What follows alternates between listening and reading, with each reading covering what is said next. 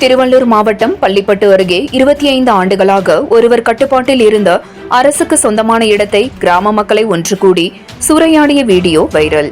திருவள்ளூர் மாவட்டம் திருத்தணி தொகுதி பள்ளிப்பட்டு அடுத்த கோணசமுத்திரம் கிராமத்தில் வசித்து வருபவர் பாக்யராஜ்.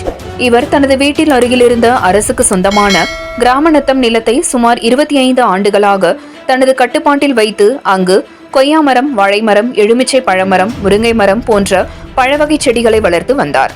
அந்த செடிகளை பராமரிப்பதற்காக ஒரு சிறிய கட்டிடம் கட்டுவதற்கு கட்டுமானம் போடப்பட்டிருந்த நிலையில் இந்த கிராமத்தைச் சேர்ந்த பெண்கள் உள்பட சுமார் 50க்கும் மேற்பட்டோர் அந்த இடத்திற்கு சென்று அந்த இடத்தில் வைக்கப்பட்டிருந்த செடிகள் மற்றும் மரங்கள், கட்டுமானங்களை அடித்து நொறுக்கி சேதம் செய்துள்ளனர். மேலும் இந்த ஆக்கிரமிப்பை அகற்ற பல ஆண்டு காலமாக வருவாய்த்துறை அதிகாரிகளுக்கு, மாவட்ட ஆட்சியருக்கும், காவல்துறை அதிகாரிகளுக்கும் தகவல் கொடுத்தும் புகார் கொடுத்தும் சாலை மறியல் செய்தும் எந்த பயனும் இல்லை என்பதால் இந்த நடவடிக்கையில் ஈடுபட்டதாக இதில் ஈடுபட்ட பெண்கள் கூறிய சம்பவம் பெரும் பரபரப்பை ஏற்படுத்தியுள்ளது. தற்போது அந்த வீடியோ சமூக வலைதளங்களில் வைரலாக பரவி வருகிறது.